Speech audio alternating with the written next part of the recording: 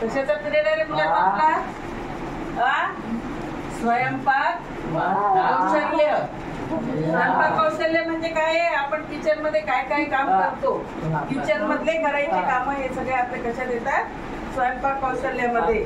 जसं आपण एक कप चहा करायचंय, चहा घ्यायचंय, कॉफी घ्यायची, भाजी भात पोळ्या हे सगळं कुठे करतो आपण?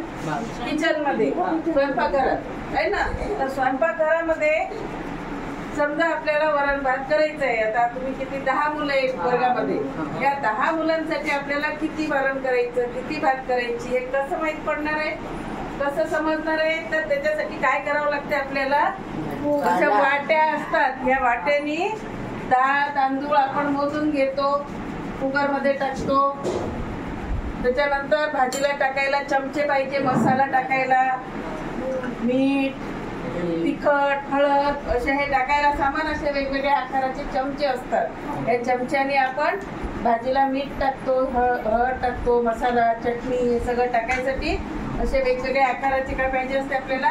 एक तर चमचे, नाहीतर मग अशा वाट्या मोजायला आहे ना.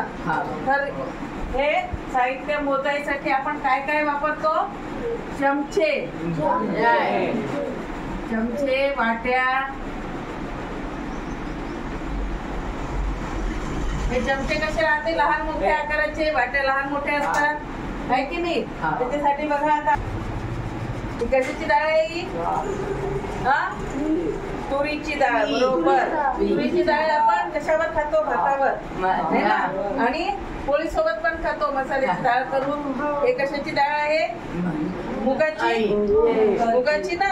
आता ह्या डाळी मोजायसाठी आपल्याला एक तर अशा वाट्या घ्यायच्या आहे, एक तर ही वाटी घ्यायची आहे, नाहीतर मग हे मोजायचे चमचे आहेत. बघा हा मोठा चमचा आहे, त्याच्यापेक्षा हा लहान आहे, त्याच्यापेक्षा हे लहान चमचे. असे किती? 6 चमचे आहेत माझ्याकडे वेगवेगळ्या आकाराचे, आहे की नाही. त्या चमच्यानी मला किती भात करायचा आहे? 2 चमचे. 2 चमचे भात करायचा आहे. तर मग मी काय करणार आहे? मी असे 2 चमचे तांदूळ मोजून भाताच्या डब्यामध्ये काढून घे. कुकर मध्ये लावतो ना आपण वरण भात, असे 2 चमचे तांदूळ हे भाताच्या डब्यात काढून घेणार आहे. त्याच्यानंतर भातासोबत काय घेणार आहे मी? डाळ. मग आता तांदूळ जर या चमच्याने घेतले तर डाळ ह्यानी घ्यायची का?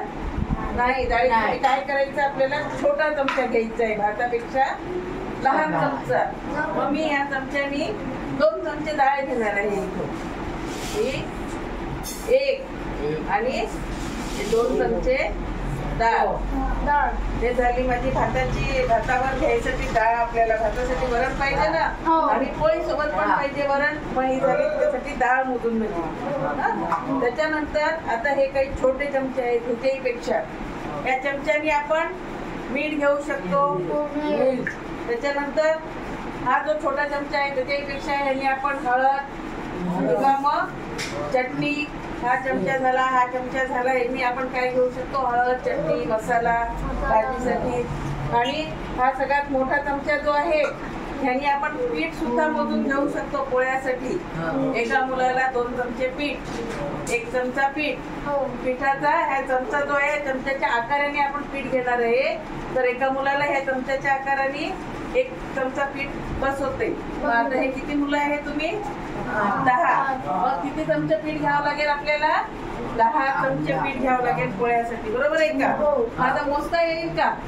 ये बरं, कोण मोजते? ये मोजून दाखव. ये इकडे.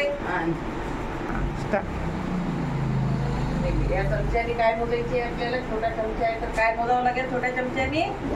डाळ. 1 चमचे डाळ घ्यायची आहे आपल्याला. 1 की 2? 1 म्हणतो, 2 घेतो का? ठीक आहे, घे चल. आता त्याच्यानंतर हा मोठा चमचा आहे, याने काय घ्यायचे आपल्याला? तांदूळ. मोठ्यासाठी तांदूळ. ते 2 चमचे तांदूळ